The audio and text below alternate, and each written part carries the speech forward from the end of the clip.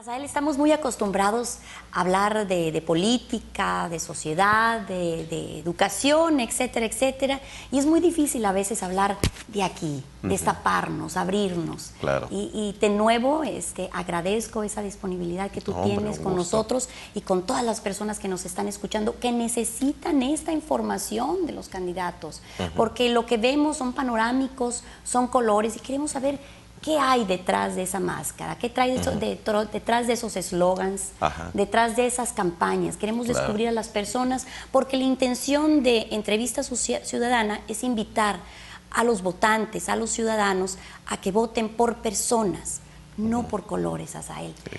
Y continuando con esto, queremos entrar a esa etapa maravillosa, bueno, al menos que todos le llamamos maravillosa, que es la adolescencia, la juventud. Claro. ¿Dónde estudió Azael?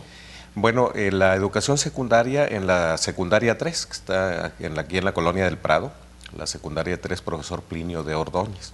Ahí hice yo la educación secundaria. Y la preparatoria la hice en la preparatoria 1, Colegio Civil.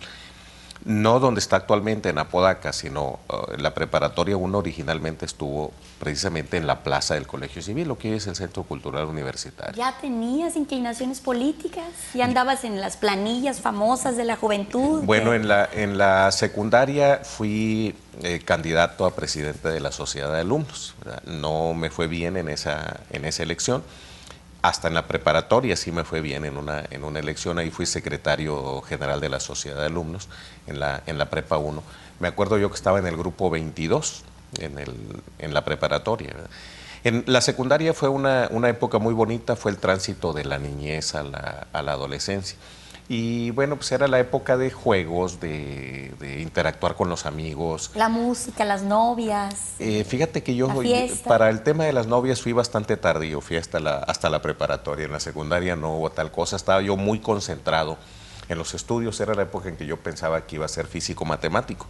Me llamaba mucho la atención la figura de Albert Einstein, que a los 26 años creó la teoría especial de la relatividad.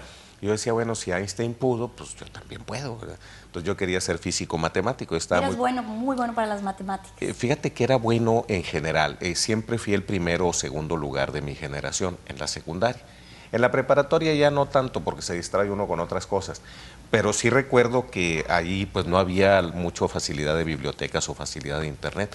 Si uno quería consultar algo de la biblioteca, o tenía que ir a la Benjamin Franklin, o tenía que ir a la biblioteca de la Ciudadela, que estaba ahí por Juárez. Pero era toda una expedición ir hasta allá junto con los amigos, ¿no? Y era toda una experiencia entrar a estas bibliotecas, estos recintos, estos monumentos del saber. Así es. Ahorita pues le picas a 3 teclas y ya tienes muchas fuentes de información. En ese tiempo no era así. Y luego en la preparatoria, yo entré a preparatoria en 1971, en septiembre del 71. Si hacemos un poco de memoria, en junio del 71 había terminado un movimiento universitario que culminó con la renuncia del gobernador Eduardo Elizondo, porque no estuvo de acuerdo en el tipo de solución que le dio Luis Echeverría a ese conflicto, que querían quitarle la autonomía a la universidad y crear allí Y la universidad se defendió. La universidad se defendió, pero todavía había mucha efervescencia, había muchos liderazgos estudiantiles ahí vivos, que estaban todavía en el inicio de la década de los 70, había mucha inquietud en las universidades, había mucha interacción con los sindicatos, y yo conocí gente que luego me enteré que se fue a la lucha armada, porque les parecía que después de la masacre del 68, en Tlatelolco, que costó cientos de vidas, mucha gente pensó que la única manera de impulsar un cambio social era levantarse en armas, y varias personas que tenían esas ideas pues, se acercaban con nosotros. Yo era representante del Grupo 22 y después fui secretario de la Sociedad de Alumnos. Esos ideales que te motivaban en ese entonces, ¿son los mismos de ahora, Azael? El cambio social sí. La manera de hacerlo no. O sea, yo nunca les creí a los que proponían la lucha armada. Y conozco a varios que fueron y regresaron de la lucha armada y ahora están integrados a la lucha civil y reconocen que no era la manera adecuada. Yo creo que costó mucho dolor y costó mucha sangre. ¿Cuáles eran estos ideales? Que tengamos una sociedad más justa, con una mejor distribución de la riqueza, con mejores oportunidades de trabajo, con mejores oportunidades de educación para todos. Seguimos siendo un país en donde la concentración de la riqueza es notablemente injusta. Es una de las distribuciones de la riqueza más injustas del mundo, donde hay unos poquitos que tienen muchísimo dinero y hay unos muchos que tienen prácticamente nada. Entonces, algo está mal en un modelo económico que no permite que la gente tenga las oportunidades. Y ese acceso también. Que sí tienen en otras naciones, ¿verdad? En donde no se ven tantas, no son tan acusadas las disparidades sociales y en donde no hay tanta desesperanza como vemos aquí, en nuestras ciudades y en nuestro campo. ¿Has cumplido los ideales y anhelos de joven? ¿Se están cumpliendo aún? ¿Estás trabajando en ellos? ¿Qué motivado? ¿Qué te motiva? Estamos en el proceso de cumplirlo. O sea, yo no puedo decir los he cumplido porque no he terminado. Los estamos tratando de cumplir. En este momento, desde la trinchera de la educación y ahora participando en campañas políticas. Por ejemplo, esta oportunidad, este espacio que tú me das es maravilloso, de interactuar, de proponer ideas de cambio. ¿Verdad? Yo creo que lo estamos concretando, es algo que se construye cotidianamente. Eso es lo maravilloso del presente, estamos construyendo el mañana y el mañana siempre va a ser el mañana. Entonces, la gotita de agua, el pequeño esfuerzo diario de hoy es lo que nos permite construir un mejor mañana. Definitivamente sí. ¿Qué le dirías tú a la juventud? ¿Qué esperanza le das a la juventud? Que se conserven inconformes, primero. Yo recuerdo mucho de mi adolescencia y mi juventud, siempre pensaba que yo podría hacer las cosas mejor que los que tenían cargos de responsabilidad y cargos de dirección. Y estoy seguro que los jóvenes de hoy, o quienes no tienen ahora cargos de decisión, están pensando lo mismo de quienes tienen cargos de decisión hoy. Y mi conclusión es, tienen razón. Y la responsabilidad de cada joven es ser mejor que su maestro, sacarle un pie adelante. Yo he estado dando clases, no en este momento porque ando ocupado en la campaña, pero siempre les digo a mis alumnos que mi sueño dorado es que un día mis alumnos me ganen una discusión y me demuestren que estoy equivocado, que me saquen un pie adelante. Esa es la máxima realización, es lo que llamamos progreso, que cada generación supere a la anterior. Supere a la anterior. Entonces, si hay un joven ahorita diciendo, yo sé más que él y yo tengo mejores propuestas, tienen razón. Absolutamente, ¿verdad? Y qué bueno para que el mundo del mañana sea mejor que el de hoy. Y debe de ser una sensación maravillosa para un maestro cuando el alumno supera al alumno. Claro. Definitivamente sí. Hay una pregunta que quiero hacerte que también nos llegó por medio de internet. Sí. Y es esta, es realmente muy sencilla y me llamó la atención. Te digo, las personas que nos escribieron son de todas, hay maestros, hay alumnos, hay psicólogos, hay matemáticos, hay amas de casa, hay de todas las edades, tenemos jóvenes hasta personas de la tercera edad. Y una persona de la tercera edad quiere preguntarte cuál fue el primer trabajo de Asael y en qué utilizó el sueldo. Ok, mi primer trabajo fue ser ayudante. Había un campo de cultivo y necesitaban a alguien que sembrara, que fuera depositando la semilla en el surco, atrás de un tiro de mulas. Imagínate, nada más hace 45 años de eso. Mi sueldo era de 5 pesos diarios, todo un capital. ¿Y en qué lo utilicé? Pues en dárselo a mi madre para ver qué gastos podía haber en la casa, ¿verdad? Pero eran 5 pesos diarios y ese fue el primer trabajo.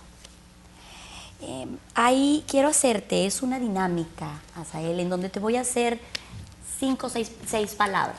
Ok. Te voy a decir 6 palabras. Ok. Y yo quiero que tú me digas de esas palabras lo primero que se te venga a la mente. Esa asociación libre. Esto me lo envió un psicólogo. Ajá. Me imagino que tiene un propósito para ello. No sé, cada persona va a evaluar qué piensa con respecto a las respuestas que tú nos des. Con mucho gusto. La primera palabra, Asael, y dinos inmediatamente qué te viene a la mente cuando yo digo ética. Esencial. Amor. Y maravilloso. Trascendencia. Aspiración. Traición. Lo peor. Monterrey. De mis amores. Justicia. Escasa y necesaria. Absolutamente necesaria. Bueno, cada quien va a juzgar qué sienten y qué piensan de las respuestas de Asael. Asael, ¿qué es para ti el éxito? Pues algo que todos tratamos de alcanzar. Cada quien se pone la medida de su éxito, pero todos tratamos de alcanzar ese ideal, esa cumbre, ¿no? Que yo creo que más que cumbre va a ser un escalón, porque luego va a haber otra cumbre un poco más alta. Cuando vas en una avenida hacia cualquiera de la ciudad, de aquí de Monterrey, o en cualquier lugar en que te encuentres, y encuentras en esta semáforo a un joven discapacitado pidiendo limosna, a indígenas limpiando el parabrisa, niño ofreciéndote chicles, ¿qué sientes? Pues la sensación de una tremenda injusticia social que los ha llevado a ese tipo de circunstancias.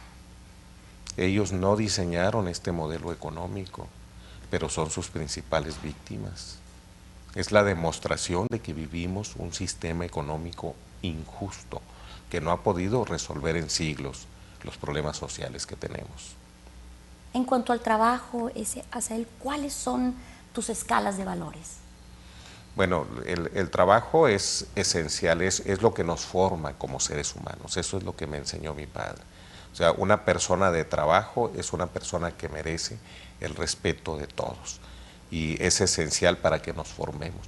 Hay inclusive una obra del siglo XIX que se llama El papel del trabajo en la transformación del mono en hombre, una teoría de los psicólogos evolucionistas de que fue el trabajo lo que hizo que se desarrollara el cerebro humano y que es el trabajo lo que nos modela y nos vuelve inteligentes. En esta escala de valores, ¿qué valor tiene el dinero para ti? Pues es algo que en algún momento la sociedad instituyó como necesario para los intercambios. El dinero es un medio, pero no puede ser un fin en sí mismo. Cuando distorsionamos ese medio y lo convertimos en fin en sí mismo, vienen muchos males sociales. Asael, ¿tuvo usted amigos, por ejemplo, en el trabajo, el cual por una cuestión de necesidad llegan a ti y te piden trabajo? Sin embargo, tú, esta persona, sabes que no va a desempeñarlo bien, pero es uno de tus mejores amigos. ¿Tú le darías este trabajo a esta persona, aún sabiendo que no lo desempeñaría de la mejor manera? Fíjate que lo que he hecho, cuando puedo, sí les he dado trabajo, pero les advierto que sus resultados hablarán por ellos. Yo no puedo decir, él no va a funcionar, tiene que demostrarlo. Y si no lo demuestra, bueno, pues con la pena. Y sí me ha tocado decirle a personas cercanas, hasta aquí llegamos. O esta manera en que tú haces las cosas no es la correcta, ¿verdad? Pero si la persona no da los resultados, sí me he visto en la circunstancia de decirle, con la pena, pero ya no puedes seguir aquí, esta no es tu vocación, o este no es el puesto para ti, ¿verdad? Asael, ¿nos puedes decir cuáles son los tres defectos que tú hayas visto en ti, los hayas vivido, los hayas sufrido? En mi persona. En tu persona. Ay, carambas. Bueno, dicen que uno siempre se ve de una forma radicalmente distinta a como lo ven los demás. Yo pienso que uno de mis defectos puede ser la falta de cercanía con los seres humanos. O sea, la falta de inteligencia emocional, de hacer clic de manera suficiente con las personas, ¿verdad?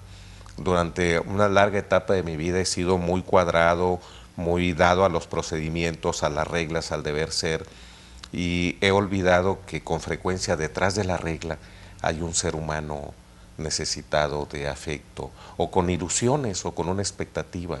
Probablemente viene de ahí, de tu naturaleza matemática. Es posible que así sea. La otra, el otro defecto que yo vería en mi persona es la soberbia. Es decir, el afán de ganar una discusión, el afán de demostrarle al otro que esté equivocado. Y al final del camino, y esto me ha costado muchos años entenderlo, uno no puede ganar una discusión. Si tú y yo discutimos, si yo te demuestro que tú estás equivocada, yo no gané, perdí. ¿Por qué es esto? Porque al final del camino lo que importa son los seres humanos. O sea, no se trata de que uno demuestre que tiene la razón o que es mejor que el otro. Se trata de que hagamos sumas, de que hagamos consensos. Si yo le gano una discusión a alguien, probablemente el otro se va a quedar incómodo conmigo o se va a sentir apenado por haber vivido esa experiencia. No nos sirve de nada la soberbia. Creo que a lo largo de mi vida me ha faltado humildad y me ha faltado cercanía con la gente, eso tengo que reconocer, y creo que estoy en una fase muy interesante de retomar, de aprender a ser, de una distinta manera, ¿verdad? ¿Otro defecto? ¿Serán 3?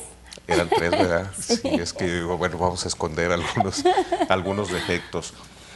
Probablemente la, el afán de emular a personas que han tenido más éxito que yo y que uno lo vive a veces de una manera inadecuada. O sea, una cosa es que veas a alguien que es muy exitoso y que digas yo quiero ser como esa persona, pero a lo mejor vivirlo como envidia, decir, chihuahua, ¿por qué si tiene esta persona y yo no? Probablemente la envidia ande por ahí también entre los defectos. Y no le busques porque le Le seguimos y no seguimos. acabamos. 3 virtudes. Aquí te vas a emparejar. 3 virtudes. 3 virtudes, 3 Pues ahí virtudes. sí me la pones bien difícil, porque ¿cuáles virtudes? No, pues a lo mejor que me gusta leer, que le he encontrado gusto a platicar con la gente, a escuchar a las personas. Fíjate, yo siempre les digo a mis alumnos que por alguna razón la naturaleza nos dotó con una boca pero con 2 orejas. Es decir, que tenemos que escuchar el doble de lo que hablamos, ¿verdad? Entonces, he estado aprendiendo a escuchar más a la gente, a tratar de entender los puntos de vista de las personas. Yo creo que eso es una virtud. Y desde luego, pues el amor por el trabajo, ¿verdad? Heredado por tu padre, obviamente. Yo pienso que sí. Por eso, y aquí tengo que reconocer también entre mis defectos, cuando alguien me habla por teléfono, ya ves que ahora el teléfono celular es muy invasivo. Y una pregunta muy común, ¿estás ocupado? Sí. Pues, ¿qué le digo? Pues, desocupado no estoy, siempre estoy haciendo algo, ¿verdad? Es decir, bueno, sí estoy ocupado, pero te escucho, dime, ¿verdad? Yo no entiendo la vida cotidiana sin estar haciendo algo, sin estar trabajando. Si llego a mi casa, que es tu casa, bueno, el jardín necesita algún arreglo, o tengo un libro que leer, o tengo una película que revisar, o tengo un artículo que revisar también, ¿verdad? Entonces yo creo que el trabajo es una constante. Esto me lleva a la siguiente pregunta y es una pregunta que la mayoría de los candidatos ya le sacan la vuelta. Es No más, me digas. sí, caray, ya se hizo famosa. 3 libros que hayas leído que hayan cambiado tu vida, que hayan afectado tu vida de manera positiva. Ajá, sí, con mucho gusto. El primero que leí completo fue la Biblia, porque muchos años fue el único libro que había disponible en casa y me lo eché completito. Después lo releí, todavía releo algunos pasajes con mucho gusto. El segundo fue El Quijote, que lo he leído como 2 veces y media más o menos, y todavía cada vez que tengo oportunidad, el Quijote de Cervantes. Y uno de mis gustos es tomar el libro y abrirlo donde caiga, yo ahí lo disfruto y recuerdo esas escenas, ¿verdad? Y otro libro que también fue muy importante para mí fue El Conde de Montecristo, de Alejandro Dumas. Ese lo leí cuando tenía unos 13 o 14 años, la historia de Edmundo Dantes, que por ser novio de una chica que le gustaba al hombre poderoso del pueblo, pues acabó 20 años sepultado en un castillo prisión. Así es, pero volvió y resurgió para... Se vengó. Se vengó para poner las cosas en su lugar. Terrible venganza. Así es. ¿Qué piensas a él de la venganza? Si es un platillo que se come frío, es el manjar de los dioses. Yo creo que no debe haber venganzas, porque siempre va a haber cuentas. Siempre, si hacemos cuentas en nuestra vida, siempre va a haber quién nos deba y a quién le debamos. Entonces, si nos ponemos a hacer cuentas para la venganza, no vamos a llegar a ninguna parte. Y el mejor ejemplo de eso podría haber sido Romeo y Julieta, ¿verdad? Aquellos 2 enamorados que venían de familias que estaban peleadas entre sí por años. Y ese tipo de historias las vivíamos aquí en Nuevo León, se acababan familias enteras. Oye, ¿por qué mató Juan a Pedro? No, porque hace 15 años el papá de uno mató al papá del otro. Entonces eran rencores y se acababan familias enteras. Yo creo que la venganza no nos lleva a ninguna parte, ¿verdad? Asael, ¿crees en la suerte? Yo creo que puede haber coincidencias, pero si alguien le apuesta su destino a la suerte, pues no creo que le vaya a ir bien. Decía aquella escena de Orlando Furioso, llegaron los sarracenos y nos molieron a palos, porque Dios ayuda a los buenos cuando son más que los malos. O sea... Me gustó esa frase. Sí, cuando Dios ayuda a los buenos cuando son más que los malos. Dios ayuda a los buenos cuando son más que los malos. Y es un clásico que me enseñó mi abuela Juanita, que también le gustaba mucho leer. Otra frase que deberíamos utilizar como Como eslogan de... La mamá de mi padre, sí, se sabía muchos cuentos de memoria y de ella lo aprendí, ¿verdad? Entonces, esto, por lo que me decías de la suerte, o sea, no es que uno diga, ay, qué mala suerte tengo, qué buena suerte, no, cómo trabajó y cómo buscó la oportunidad. Yo creo que eso es lo que está detrás de la suerte. Me gusta una frase que dice que la suerte sí existe, y es cuando se junta la oportunidad con la preparación. Ándale. Cuando estás en el lugar, ¿verdad que sí? pasa la oportunidad y sabes aprovecharla. Exactamente. Y dices, puedes Exactamente. sentirte afortunado. ¿Se siente Asael afortunado? Yo sí sí me siento afortunado, o sea, la vida me ha tratado muy bien, tengo una familia maravillosa, una esposa maravillosa, psicóloga, por cierto, que me acordé ahorita que hablabas de la asociación libre, ¿te acuerdas cuando soltaste las 6 palabras estas? Sí, así. Así es. Chansi fue ella la que me dijo En un descuido, pregúntale. ¿verdad? Y mis hijos, pues, excelentes, ¿verdad? Y cada quien haciendo lo que le gusta en su vida profesional, entonces no tengo yo motivo de queja. Soy afortunado y hago lo que me gusta. Asael, ¿qué te hace llorar? ¿Qué me hace llorar? A lo mejor la nostalgia de alguna bella época pasada. Ese sentimiento cálido de recuerdo, es la Fíjate, nostalgia.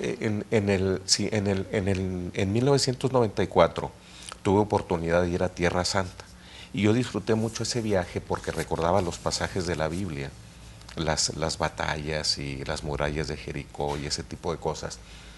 Y yo recuerdo unos atardeceres con nubes doradas que me parecían realmente conmovedores. Te lo refiero porque me dices que me hace llorar. Yo creo que una situación de esa naturaleza. O sea, el ver los rayos del sol atrás de la nube y la nube dorada y acordarme de la zarza ardiente que dice la Biblia. O sea, ese tipo de cosas son realmente conmovedoras y de veras que son capaces de hacer llorar. Wow, me haces llorar. Asael, ¿crees tú que en realidad existe una crisis de valores ahorita en la sociedad? Yo creo que sí hay una crisis de valores. Pero mira, detrás de la crisis de valores, además de los intereses mercantiles, además del endiosamiento del dinero,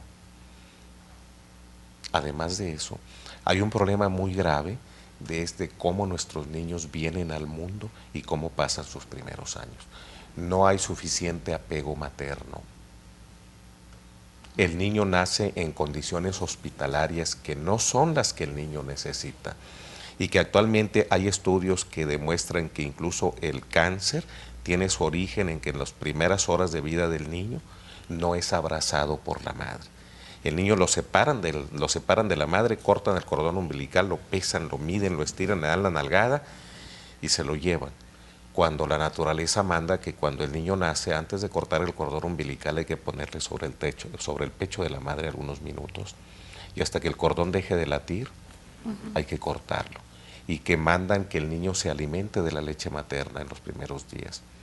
Entonces, ese tipo de desapegos yo creo que están en la base de la crisis de valores.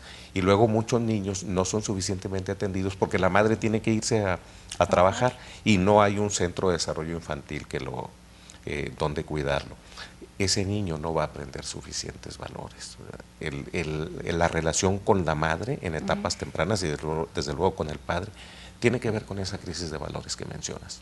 ¿Crees tú que también la forma de educación también influencia esa crisis de valores? Sí, porque dicen que las palabras conmueven, pero los ejemplos arrastran.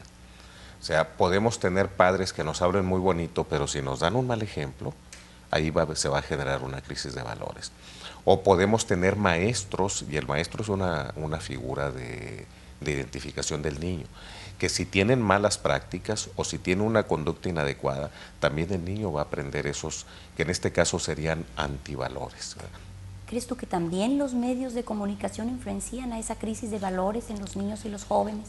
Y no solamente en los niños y en los jóvenes, sabemos muchos adultos también con esa sensación. En la medida en que proponen antivalores o en la medida en que proponen conductas que no son las adecuadas para la sociedad, en la medida en que nos proponen modelos de identificación que no son funcionales para la sociedad, en la medida en que celebran el bullying, en que celebran el burlarse del prójimo, en que celebran el ridiculizar al prójimo, yo creo que también están contribuyendo a que se agudice una crisis de valores. Y ha contrasentido a aquellos medios de comunicación que proponen buenas figuras de identificación, que luchan por la libertad, que hacen denuncia de las injusticias sociales. Esos medios sí están construyendo valores y por fortuna tenemos muchos ejemplos de eso. Asael, ¿crees tú que la personalidad de un líder influencie en la sociedad de tal manera que progrese, que haya cambio, o todo lo contrario? Indudablemente que sí influye, ¿verdad? O sea, el universo es una concatenación, una red.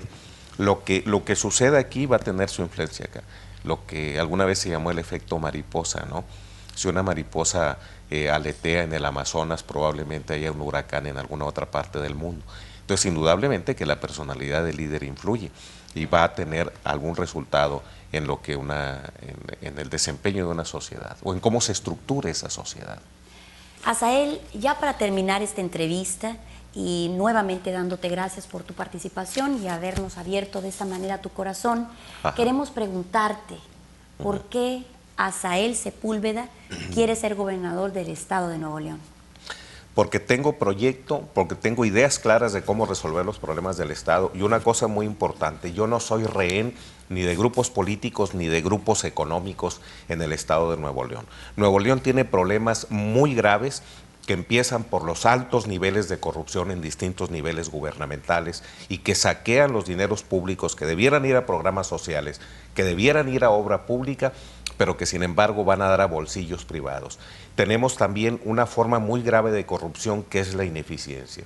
Ahí donde se han nombrado funcionarios que no saben ni para qué los nombraron, que no resuelven los problemas pronto y a tiempo, ahí se están desperdiciando los recursos públicos. Nuevo León tiene un problema muy grave de deuda. Somos uno de los estados más endeudados del país y esto es realmente vergonzoso.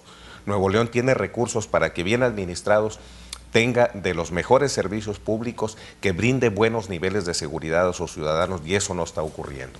Ni tenemos buenas vialidades, la movilidad urbana está infartada, tenemos calles mal trazadas, mal señalizadas, llenas de baches. Eso es verdaderamente una vergüenza para los gobiernos actuales y para los anteriores. Necesitamos un Nuevo León en donde la gente tenga acceso a servicios de salud, un porcentaje muy alto, más del 25% de los habitantes de Monterrey, que es la capital industrial de México, no tienen acceso a servicios de salud. Esto es verdaderamente vergonzoso y es un absurdo que el gobierno se intercambie medallitas de que ya tiene cobertura total de salud y ese tipo de cosas, cuando en realidad la gente no tiene acceso. Y tenemos mucha necesidad de programas de educación. Tenemos una educación que no llega a toda la gente, a pesar de que por mandato de ley la educación hasta bachillerato es obligatoria y gratuita y Nuevo León no tiene todavía la capacidad para hacerlo. Entonces, en muchos frentes, el del empleo, que no hay que dejarlo de lado, desde luego, en muchos frentes Nuevo León tiene graves problemas que deben ser resueltos por alguien que tenga mano firme, que tenga el corazón valiente y que no vaya a estar atento a los grupos de interés ni se vaya a echar en brazos de la corrupción. Entonces, todas estas líneas de trabajo son las que reclaman un gobernador de nueva generación y de nueva manufactura. ¿Quedó claro? Pues muchísimas gracias, Asael. Gracias. Te damos infinitas gracias a todos los que estamos aquí, el equipo que está colaborando para esta entrevista. Gracias por abrirnos tu corazón, por habernos platicado de tu infancia, de tu adolescencia y esas cosas que te mueven al ser humano que se encuentra dentro. Ojalá esto sea garantía para muchos de que las cosas pueden funcionar, porque si hay detrás de cada funcionario público una buena persona, es garantía que esa persona se va a llenar también de colaboradores que sean igual de él. Es por eso que estamos preocupados por saber quién está detrás. Pues, muchísimas gracias. No, hombre, gracias. Espero haya sido esta conversación tan enriquecedora para ti como ha sido para todos nosotros. Ojalá que sí. Y es maravilloso encontrar personajes como tú, de veras tan apasionados, tan entregados. Muchas gracias. Y tan sencillos. Muchas gracias. Y bueno, yo no sé de quién fue la idea de un programa de esta naturaleza, pero tenerte a ti como entrevistadora creo que fue una excelente decisión.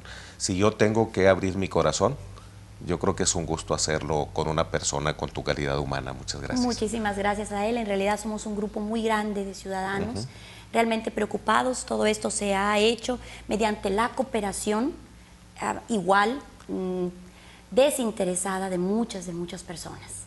pues un gusto estar aquí. Gracias. Felicidades. Nos despedimos y gracias infinitas a todos aquellos que se toman el tiempo de escucharnos.